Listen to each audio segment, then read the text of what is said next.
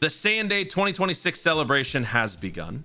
I have released the LR physical Majin Vegeta showcase. I have checked out the Int Majin Vegeta EZA. I have summoned on the banner, and we now know what the banner looks like. With all of that said, should you or should you not summon for the Saiyan Day 2026 banner? The answer is yes.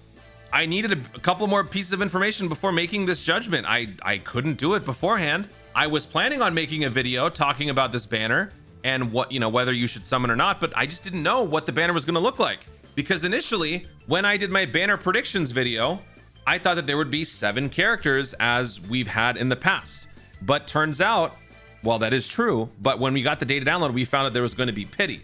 So when there was going to be pity, I thought that things were going to change. Because for those of you who don't know, the pity system does change the featured list. So when we first got the pity, these clever little sneaks made it seem like they were giving Dokkan players what they wanted most, pity. But what they didn't tell you is that they also behind the scenes altered the playing field. Instead of having 7 featured SSRs, they bumped it up to 10 to further dilute the chances of you pulling a character before actually needing to resort to the pity. So every 3 multis, you're guaranteed a featured SSR. Instead of having a 1 out of 7 chance at getting a featured, it was 1 out of 10. 12 point something percent versus 10%. That's a big change, right? Actually, wait. Is it 12? No, it's like 14 something percent. 12? Yeah.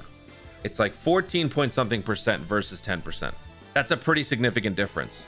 And a lot of times people ended up having to go the distance, meaning they would have to spend enough stones to get those green coins, those pity coins, to buy a copy of the Deborah versus being able to just get the copy along the way with one of your lucky featured SSRs.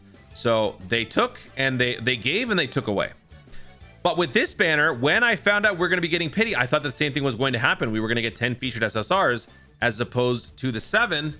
But then we found out we're actually getting 7 characters. 7 characters are featured on the banner. Good, good, good, good, good, older. I don't want to say bad. They're just older. They're not used as much now, but they are older characters. This guy spearheads a Majin power team, which is a good team in its own right. Not as relevant as the newer teams. This guy is good for long form escalation events, good on Vegeta's family, but in general, not as highly sought after. But looking at the banner, 1, 2, 3, 4, 5 out of the 7 characters being good, decent, and better, and relevant and better, that's pretty good.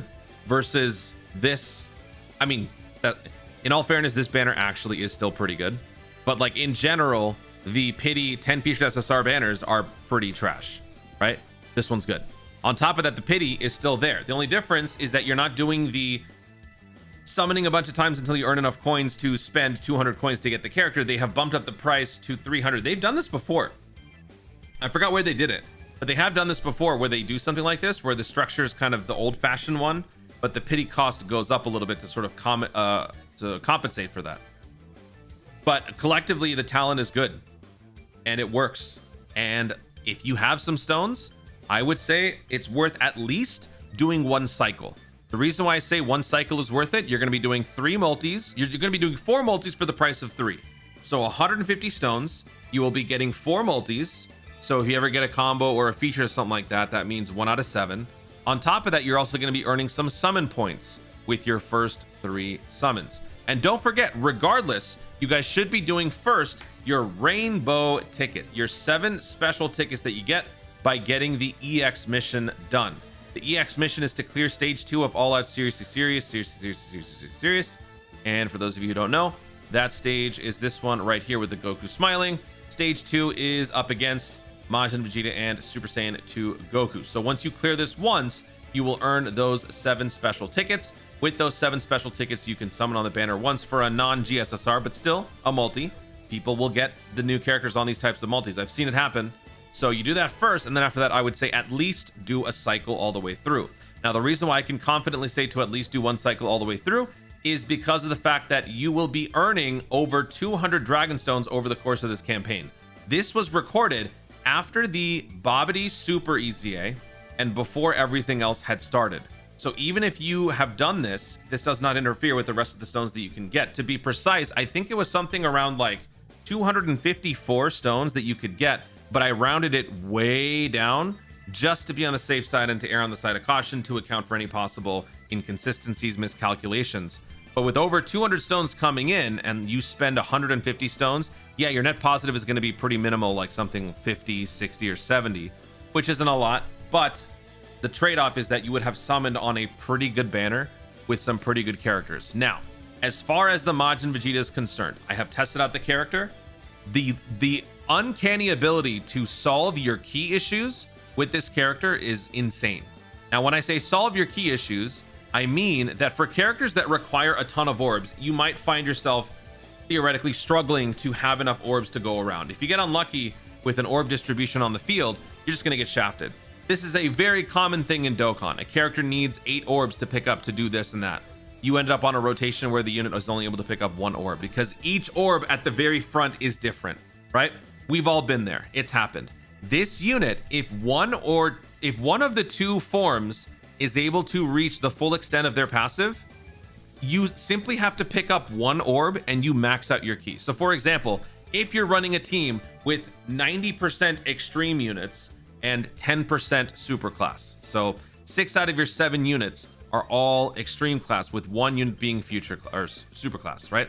That means that you will have satisfied this part of the passive, this part of the passive, and this part of the passive. You no longer have to consider picking up 7 or more key spheres, or 5 or more key spheres, or 3 or more key spheres. Meaning if you pick up just 1 key sphere obtained, you will get 1 key plus 3 plus 3 plus 5. I kid you not. You will be getting 12 key for the price of 1 key sphere, and then whatever else you get on top of that, depending on how many orbs you pick up. This happened a lot during my showcase at 55% level 1 links, and it was one of the, if not the best part of the unit's kit, because it gives you a similar sort of feel that the LR UI Goku would give you on his first turn, because he does something similar. On the first turn of UI Goku, you get key plus 7 with a single key sphere obtained. So when you picked up that first turn's orbs, you would feel like you're just automatically getting a 24 key every time you use them. That happens frequently every single turn with this unit, either with a full good guy team where you can run it with the Goku, or a full bad guy team when you run it with the Vegeta. This unit has a fantastic leader skill, Pure Saiyans, Corroded Body and Mind, Gifted Warriors, kind of a subset of the Pure Saiyans, will also including Frieza and some Hybrid Saiyans in there. But this is actually a very solid set of leader skills, mainly these 2, good super class, good extreme class, with some extreme class in here too. This unit can hit very, very hard with 1 copy, 55% level 1 links. This unit does fit on one of the best teams in the game. Not that it necessarily has to be there, but I will say, since using the character, definitely is going to be in the top 10 in terms of overall usefulness and capabilities. So I might do another tier list for it, but this unit is worth pursuing. And when the banner looks like this, your odds are looking pretty good. Now, obviously, it all boils down to RNG. So even if you were to do a full set, 150 stones, buy 3, get 1 free, you might not even get the character. But this is one of those situations where it's worth taking the chance. If you summon and you come up short, you don't get this guy. Your fallback would be someone like the Gohan or the Majin Vegeta. The Majin Vegeta's leader skill does work in such a way that you can run Majin Vegeta and this guy as your friend lead. So there is your alternative.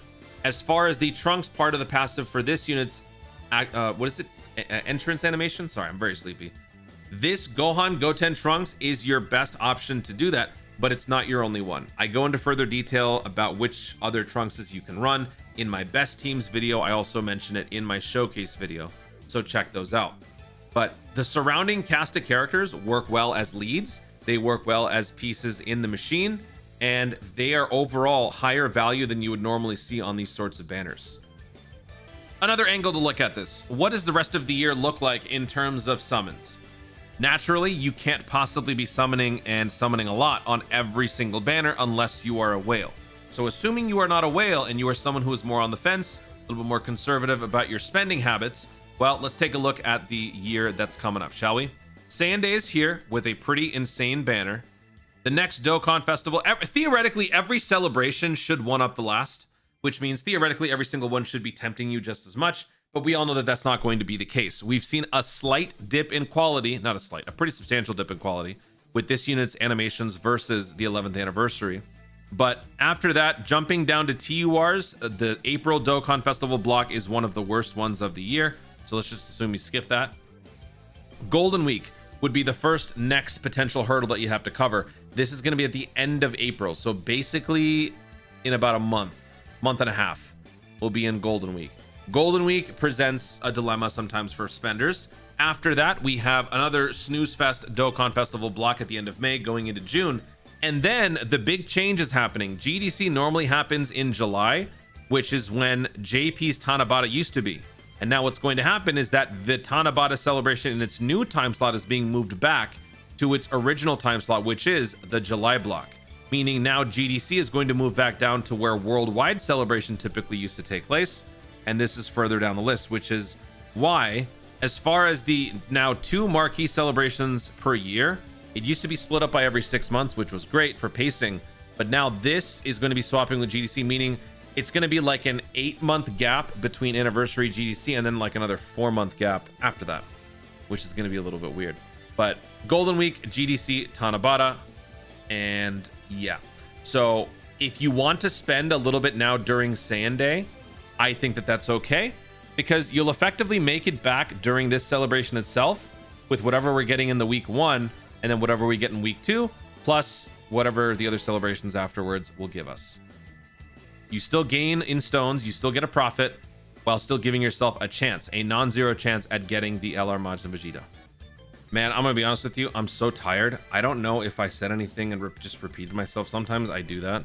I will say a sentence and repeat it right after I said it, as if you didn't understand what I said, and I'll just paraphrase it or something. Anyway, that about wraps up the should you or should you not summon conversation. At the end of the day, it is my opinion. If you don't want to listen, that is totally fine. I am a whale. I'm a good for nothing whale. What do I know?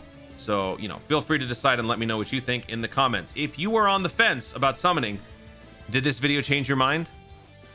Let me know. Guys, thank you so much for watching. If you enjoyed the video, be sure to like down below. Let me know in the comments your thoughts on the banner itself. Does it look like it's worth summoning for you? I mentioned that there's 5 out of 7 that are like more relevant and new and useful.